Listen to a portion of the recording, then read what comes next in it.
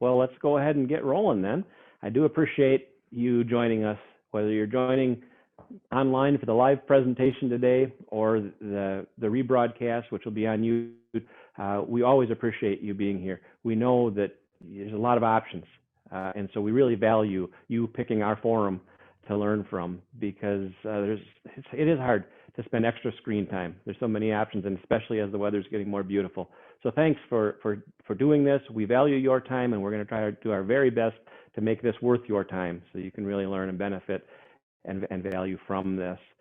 So I want to welcome everybody to the next edition of the Builder Series of Enercept U Presents. And what we're going to do today is talk about some of the basic building blocks of how you actually do this. So my name is Jon Golz. I'll be your host and moderator this evening. And I mention moderator always because as the program goes on, you might notice you have a chat feature in Zoom. Feel free to chat any questions to the Ask Mandy name that you have there. And Mandy will organize those questions and feed them to me at the end of the broadcast, at the end of the presentation. And then after that, we'll open it up that anybody who would like to use the raise hand feature and have a conversation can as well. But we want to kind of keep the first half hour of this a little bit more concise with our presentation and the questions that are coming in that Mandy feeds to me. And so we would ask that you use that feature of this. So we've talked in our last presentations and our other presentations about the why to build with SIPs, the what SIPs are, kind of the basics of what is a structural insulated panel, what's the difference between a ready to assemble structural insulated panel that Enercept specializes in, and some of the other things that are available. But we've gotten quite a bit of feedback asking us to talk about the how. How do you build this? Where do you start? What do you do? And so that's what we're going to focus on today, is the how aspect of what's the basic steps in building a SIP structure. And over the years, now I have 10 years of building experience with Enercept SIP panels, and then now 4 years of sales experience. And in that time, I've gone out to a lot of job sites and worked with crews and watched crews put these together as well. And I continue to learn tips and tricks that help me to become a better builder and to understand the process better. Last time we talked about electricity, and just even that trick of drilling at an angle when you're building on a system that the floor joists are hung is a trick that I never knew when I was building. It would have saved me time. So we keep learning from each other, and we keep building on our knowledge. So what we're going to do today is I always talk to every crew that I have gone out and trained about. There's 3 basic things that you want to get through when it comes to understanding how to build wall panels. And it starts with the first panel, just putting a panel together, and then getting through a door and a window. And they're very similar. And so learning how to get through a door and a window, and then learning how to get around a corner. And so with this model that we have, and this is a model that I used for many years going to trade shows, that I would always have built. And when the people got there and came to the trade show, this was already standing. But what we're going to do today is build it together. We're going to go through the steps of what it takes. And so it starts out with the sill plate. Now, we're assuming we get to the job site, the floor deck is already built. The floor deck is sitting there waiting for us. And we're going to also focus specifically on a wood deck on this. Now, we can also build over concrete or slab on grade and things of that nature. But for this, the purposes of this demonstration, we're going to talk about building on a wood floor deck. And ultimately, all of the processes that we go through are exactly the same. It's just the very first step of the sill plate is a little bit different when you're going over concrete. So we get to the job site, the floor deck is there, the panels are staged, they've been unloaded, and we're ready to start going. Now, generally speaking, we'll stage quite a few of the wall panels right up on the floor deck. We put them up there so we can have them accessible. But you start out with the sill plate. Now, this is a 2x6 sill plate. We're talking about a standard 6-inch wall. I should probably stop for just a moment and define what a standard 6-inch wall is. There's nothing about this that's actually 6 inches. This wall is 6 3/8 wide, but it's designed to go over a standard 2x6, which is 5.5 inches wide. So when we talk about a standard 6-inch wall, it's designed to go over a 2x6. So that's what we're talking about here. So we start out with the 2x6 plates. We're going to snap a line on our floor deck 6 inches from the outside edge, because ultimately what we want is we want our outside OSB. Let's see if this is, let me turn this around. This is the outside OSB, and we want that outside OSB to flush out with the outside of the deck. And we want that OSB to sit down on the floor deck. And so we want the sill plate, that 1/2 inch or 7/16, but we'll call it a 1/2 inch. We want that 1/2 inch in from the edge. The easiest way to accomplish that is to snap a line 6 inches from the edge all the way around your perimeter, and then nail down, put your sill seal under your plate and nail that plate down to the deck. So now by going to that line that's 6 inches in, and then you've got your 5.5 inch plate, you've got a 1/2 inch gap all the way around your house, all the way around your structure for this OSB to sit on. So that's the starting point, is the sill plate. Now last time we talked about electricity, and the next step would be to find that first panel. Now we're going to start in the middle of the wall. We're going to assume we've already been coming down this wall and we got to this point. We remember that the blue lines are the electrical chases. And so you're going to measure from the last panel to the chase on the bottom and mark that and drill your hole for your electricity through your sill plate. This is a full-size panel, basically. This is a panel that really would fit into a house. It's a narrow one, but it's recessed on the one side to go into the panel before it, and it has the insulated connecting spline on this side to tie into the next panel, the tongue and groove system. And so this panel now, bottom, to go over that 2x6 plate, and that's all done at the factory. This is part of that ready to assemble package that we talk about. So that panel goes on, and I have a mark here, so I'm going to run it to my mark, and now we pull out our level. At this point, we need to understand the difference between plumb and level. And so we would plumb this and get it so that it's standing nice and straight, and then we nails, and they're going to go through the OSB into the sill plate. And the first panel is set. That's really all there is to it. It's not complicated. It goes together very, very simply and very, very systematically. So let's work our way around the room. Our next feature that we have in this wall is a window. Well, now this is a panel that would go below the window, and as you can see, it's completely symmetrical. So some ask, well, how do you know which is the inside and which is the outside? The thing to always remember is that the blue lines for electricity are always on the inside of the panel. So this would be the inside, and this panel goes next. Now we're going to put sealant. We would have put sealant under this panel. We're going to also put sealant here, just as our manufacturer guide shows, our construction guide shows. So we're going to put the sealant in there. We're going to put sealant here as well, and that's that acoustic sealant.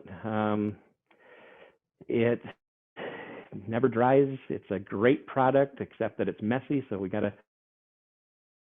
we used to call it Black Death, but now it's white. So I don't know, we got to come up with a new nickname for it. But we put the sealant on, the panel goes in, and that's the bottom of your window. Now we're going to have a header panel, but instead of trying to put that header panel in next, we're going to put the other side of the window in. So in this case, this is going to jump us ahead one step. This is our flyby corner. This is our panel that's going to go into the corner. Now, as you can see, the OSB on the outside goes all the way to the corner, and the OSB on the inside stops short. So this panel is the one that's going to finish this wall out. Go here. Now, if the foundation weren't perfect, if the foundation was just a little bit short, if the panels had stretched a little bit as you were going along, this is the place where you could now adjust the panel. This is the most adjustable panel on the house. As you can see, there's no real timber in this. There's no 2x in this at all. So if you needed to cut this panel back, you can cut it back here, and you can cut it back here, and take a little bit of the foam out, and not have any any wood in your way that you'd have to trim.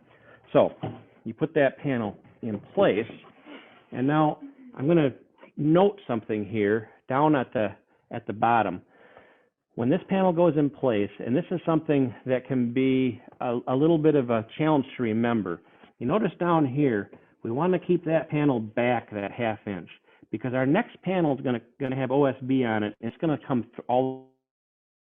So it's important that as we're measuring across here to see how this last panel in this particular wall is going to fit, that it ends up a 1/2 inch shy. Sometimes we end up thinking that's where we want it to be, but that's going to give us problems. It has to be back at this point.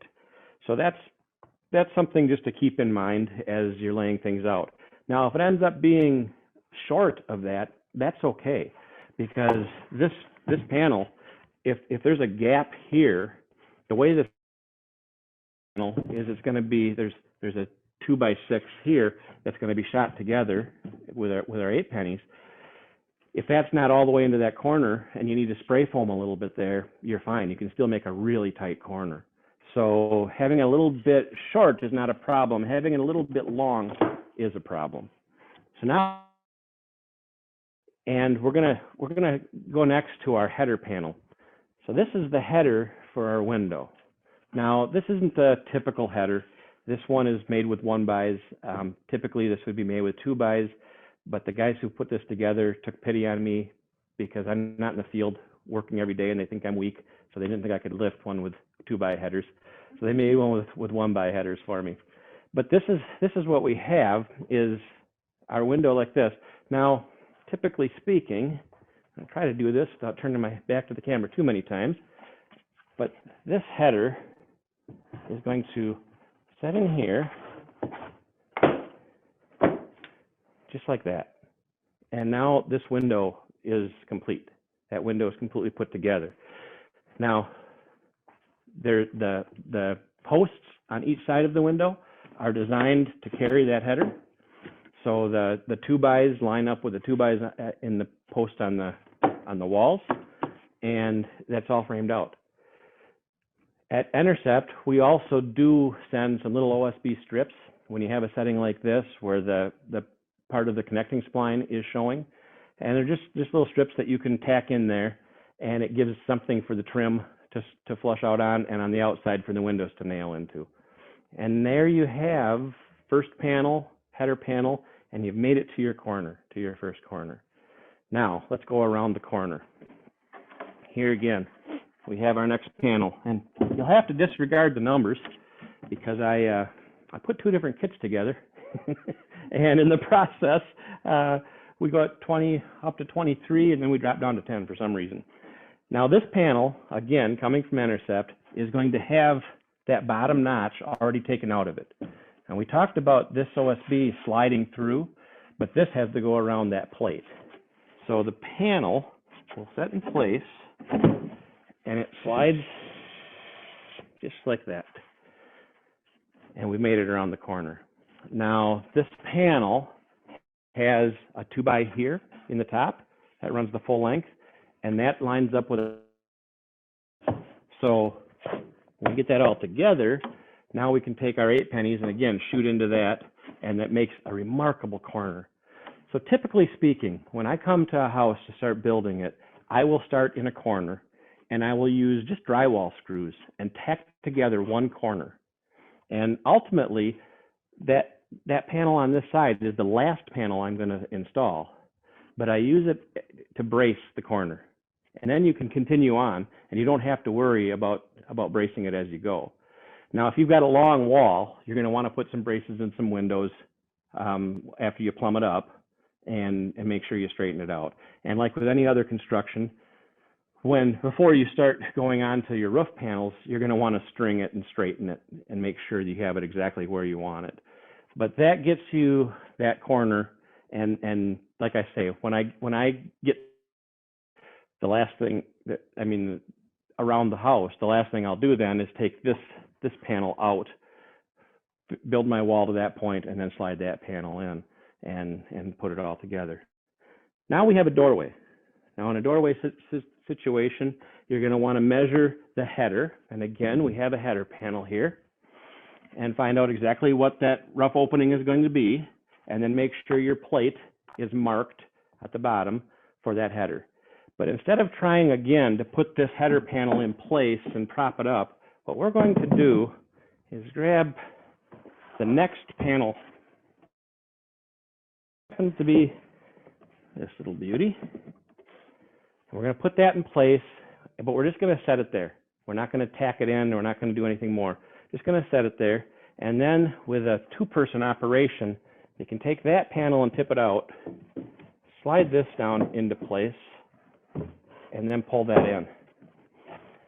And really, there again, just like that, we have the doorway built. And it is bucked out from the factory. This lumber is in there. It's ready to accept a door. It's ready to finish at that point. So now we have the primary components of any system. The joke is rinse and repeat, right? And that's really what we're doing from this point on. It's just continuing on, and we've done a window, we've done a corner, we've got the primary components that we're going to run into. Now, you may remember in our conversations in the past, we talked about top plates and cap plates. So I'd like to show you over here on this model, because this is a little bit easier to see.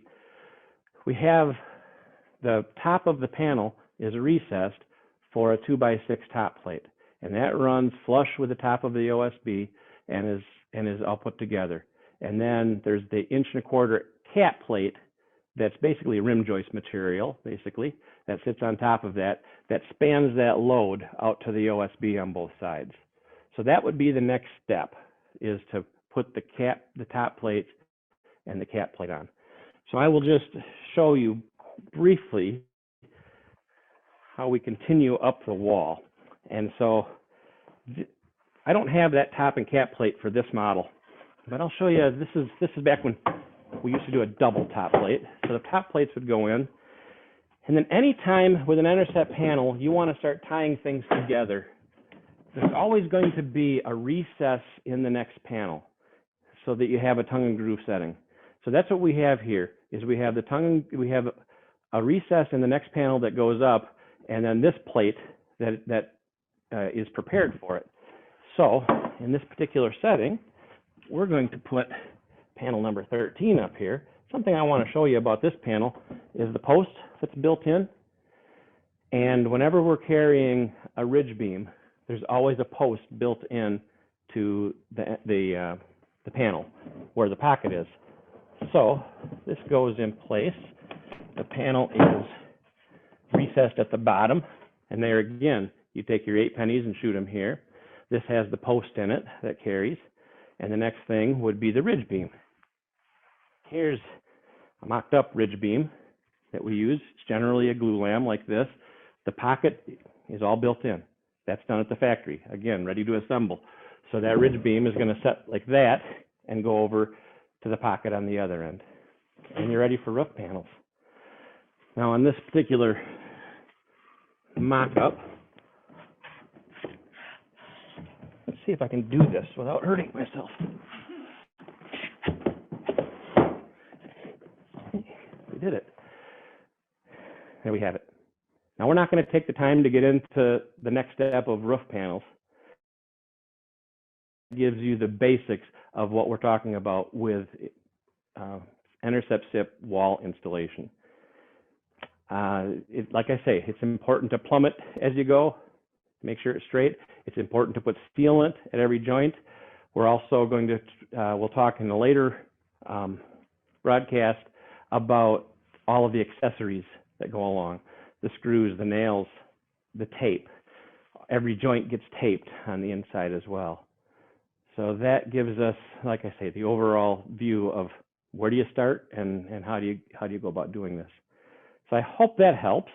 Tried to do that in 15 minutes, did it pretty close. And so I hope that answered some questions. So what I'd like to do now is open it up to the questions that you've been sending in. So Mandy, do you have questions you can share with us? Yes. And again, for everybody that's watching, anybody who wants to chat in questions to ask Mandy, that'd be helpful. All right, go ahead, Mandy. Okay, so the first question is, do you need a framework to build around with using SIPs? Good question. A lot of people are introduced to SIPs in the timber frame market. They're out talking to timber framers, maybe going to shows, lake home and cabin shows or log and timber shows, and they see SIPs being very prevalently shown at those shows because it's such a great way to wrap a timber frame. So what a timber frame is just what it sounds like. It's big timbers that are framed up as the skeleton of the house. And then the easiest way to wrap that frame is with Enercept SIPs. And you come in with these ready to assemble panels that just attach to the SIPs and wrap it, and it both insulates it and it sturdies up that frame. But the frame carries the load. So those panels, we don't talk as much about seeing headers and things of that nature. So a lot of folks wonder, does that mean you always need to have a frame in order to build the SIPs? No, the answer is no. Typically speaking, while it's a great way to cover a timber frame, most of the time SIP structures are built with no skeleton, no framework at all. They are structural. They are the structure and the framework. It's all designed in and engineered in. And so what we'll see in the residential market is you might see a full timber frame. You might see a hybrid where the great room is a timber frame, but then the rooms going off from the great room are freestanding SIPs, or about probably 80% of what we do at Enercept is just freestanding houses or residential with no other type of frame at all. So it's not necessary. We can handle the spans and the big openings because of the strength of these panels. So anything else, Mandy? Yes, I have two more. One is in regards to the mastic, the white stuff, the Black Death that you mentioned. Can you, and I think you may have touched on it briefly, but can you clarify where exactly this goes and how often on each panel? Yes, thank you. Everywhere. That's the easiest answer. When you look at our construction manual, it shows in most places it's going to show 3 stripes of and it's going to go between every panel. Anytime there's a joint, so it's going to go, under the panel at the bottom. It's going to go between the panels here. Everywhere you join, before you put the plates in, you're going to put a bead or the 3 beads on the top there as well, and then put the plate in. Then you're going to put the beads on the top and put your cap plate on. So anywhere there's a joint that moisture or air could infiltrate, we want to make sure we have a sealant. And the easiest way to think about that and to really appreciate where you want it is by picturing that sealant as a gasket. So, anytime you join 2 pieces of steel, you think about putting a head on a motor. When you're joining 2 pieces of steel, you put a gasket between them to make sure that joint is as tight as possible. Well, it's the same with this. You're taking 2 rigid pieces and putting them together, and so you want to put a gasket between them, and that sealant is remarkable. In my career in the trades, it's common for sealants to claim that they never dry out, but they do. This stuff doesn't. I had a laminated set of plans that I took to shows, and one day I was showing it to somebody, and somehow it got Black Death on it. I got some sealant on it. 2 years later, I'm at a show, and I pulled that out of a box, and that was still like chewing gum. It was still pliable. It hadn't dried, and that was open air. I mean, it wasn't covered. It wasn't sealed up in any way. So it really does do its job of staying pliable. And so if there's any movement or as things are drying or things are whatever, you want to make sure that you have that gasket in there. And it's really a belts and suspenders approach to making sure that there's no type of air or moisture infiltration, because then we're also using the tape that we talked about, the sealant, the flashing tape, and that goes over every joint as well to make sure that there's no possible way for any moisture from the inside to move to the outside. I think we talked in an earlier broadcast about different locations and how down south in the southern states, you might put the tape on the outside. In the northern climates, we put the tape on the inside because the moisture tends to be on the inside driving out. And so it's all about making sure moisture stays where it's supposed to be and doesn't get where it's not supposed to be. That's really what you're after. And that's both with the sealant and with the flashing tape. So I hope that answers your question. What's next, Mandy? All right, the next question is kind of elaborating on that. And so someone would like to know how the sealant or Black Death mastic affects the electrical chases. Oh, good question. Yeah, it's one of the tricks. We talked about learning tricks as you go. One of the tricks that you teach people as they're putting this all together is not to run the sealant through the electrical chases. Don't run it when you're putting your plates down, for instance. Don't run it right down the center of the plate, because you're going to come back and drill a hole in the center of that plate in some places for electricity. And even for the builder, even for me when I'm doing it, I certainly don't want with my drill bit even to run into the acoustic sealant. And so you tend to make sure that the majority of it is on the outside, the exterior side or cold weather side of the chase. And then you also will run one on the inside as well. But trying to avoid the very center really is helpful, because when a guy's running wires and pushing them through and goes through a joint and picks up that on the end of it, and then he gets it on his hands and he gets it on his drill and he gets it on his tape, yeah, it's just not a pretty picture. So that's a really good question, really good thing to think about. So again, that's one of those learning from somebody that's got just a little bit of background, has done it before. So that you learn these little things that really don't affect necessarily the structure, but they might affect the speed of the project and the ease of the next steps as you're going along. So anything else, Mandy? I do have one more question. It's in regards to roof panels, but I think it'll be appropriate to ask. Sure. What is the best way to protect roof panels from rain between the installation and the application of the roofing? So that's a good question.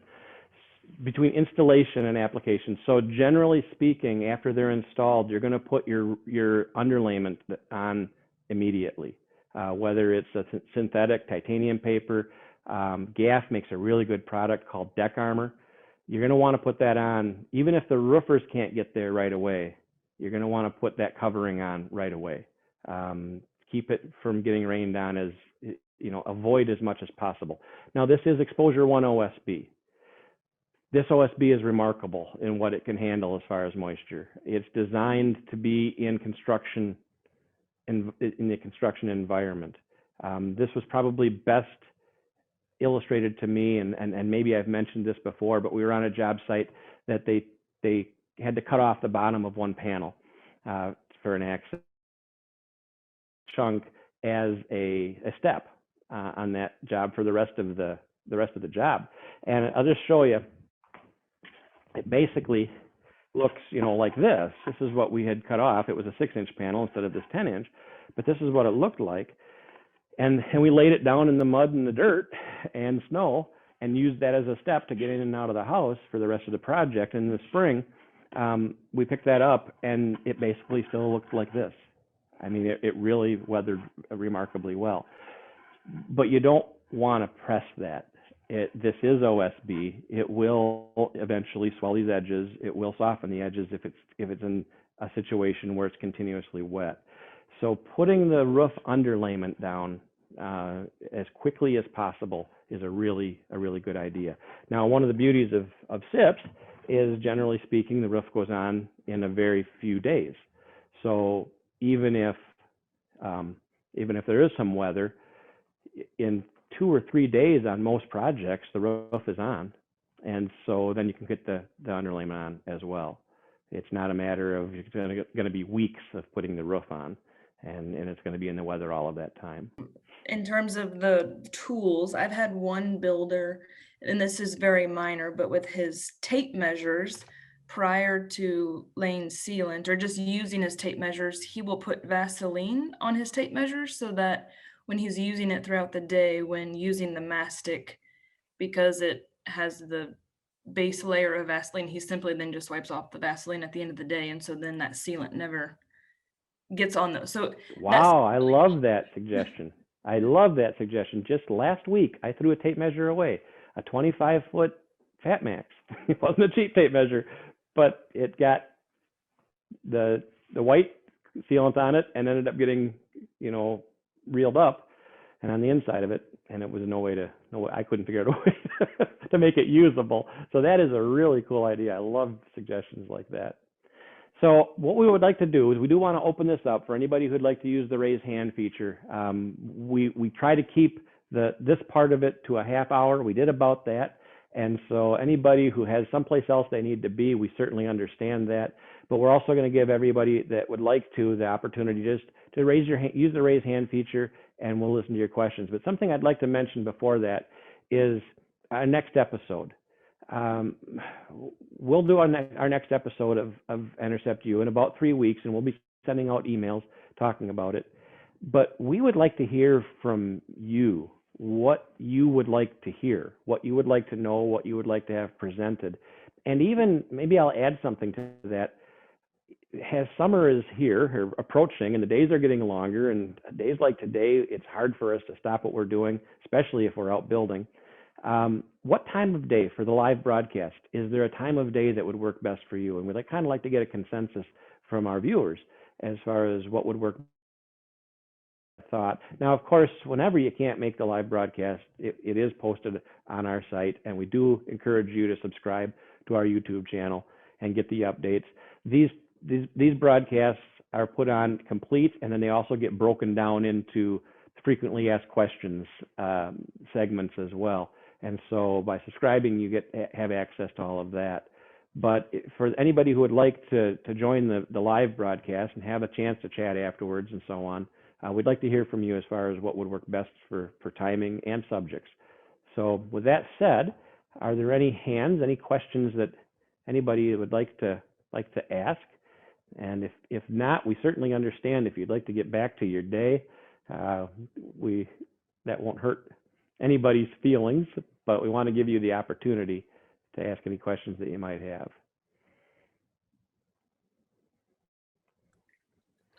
I have one question from someone, if no one has hands raised. It is, how is the electrical ran around the corners? Electrical around corners, it's a good question, and there's two answers to that. One is when you're working over a basement or a second story, generally speaking, it is the easiest to get to the corner. Like you're going to run to this point where we have the blue line. Again, those are the electrical chases. It's generally easiest to go down into the basement, go around the corner, come to this chase, and come back up, and then keep going. It's what our guide shows that can be done, but it's a real pain in the neck, is you can cut this open, both sides, and pull the wires around the corner. Now, in lieu of that, what I have done in the past, especially when working a slab on grade situation where you don't have a basement to go under, is while the panels are going up, just feed wire, about 4 feet of wire both directions. So cut 8-foot pieces of wire, and as you're building, feed it into the chases both direction. And then when the electrician gets there, he can cut this spot open, and the wire's already there waiting for him, and it's already gone around the corner. Now he can use it as a fish tape to pull more wires around, or he can just use it. If you use 14.2, 14.3 wire, depending on what you're after, that can be done that way. Now that's a matter of coordinating with the electrician to make sure he's comfortable with that, and that's the best thing to do is ask your electrician what would make your life easier. If we can always think about who's following us, who's going to benefit or cuss us out by what we're doing, it's a good idea. So by asking the electrician, that might save him some real headaches. If there's nothing else, I have two more questions to ask on behalf of the group. Good. The first question is, which corner is the best one to start with? So on a long wall or the gable end? Here's my thought on that. The very last panel you put in, and we all fight this. We all think there's something different. We think we're going to be able to take that last panel and kind of wedge it in. it just doesn't work. The very last panel has to be picked up all the way over the top of the wall and slid in. So what I generally look for on a house is that the ending point has a window in it, so that this panel, I only have to lift up to this height. So instead of having to lift it up all the way up here and slide it down, I only have to lift it up as high as the window. And then I can slide that panel in and then put the header in, and it's made my life a lot easier. So that's what I usually look for. And that's not always starting with number one. We number our panels starting with number one, but a lot of times I'll look at it from two different vantage points. One is how is the last panel going to go in? And if that last panel were a 4-foot wide panel that you had to lift up above a 9-foot wall, if you can avoid that, you want to. I mean, we do it if we have to, but if you can avoid it, you want to avoid it. So looking for a window at the ending point. The other aspect is, am I going to close myself off from the rest of the panels? So if I start in the front of the building and the panels are all stacked in the yard out here, am I going to make it really miserable trying to get panels around? Maybe I should start in the back corner and work around and keep the deck open. So those are things to think about as you're laying out, and going to be different on every job site, but it's whatever works is going to work best for you. Because painting yourself into a corner by closing things off, and now all of a sudden you have to start carrying panels through a doorway, you'll regret that. So there's little things to think about. Someone would like to know how the panels are attached to a foundation that doesn't have a deck plate. So perhaps like a garage area. Sure. So as I mentioned, we talked about building over wood. The extra step when you're going over concrete is the first thing, instead of putting that sill plate down, the first thing we do is we take a treated 2x that has been ripped to the width of the wall. So in this particular instance, if it's a 6-inch wall, that's 6 3/8 inches wide.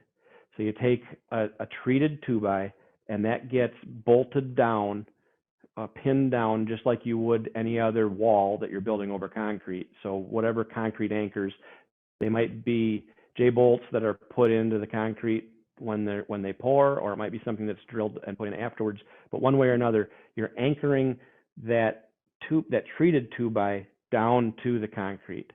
Now you put the sill plate, the white sill plate, on top in the center, and then your panel sits over the top of that.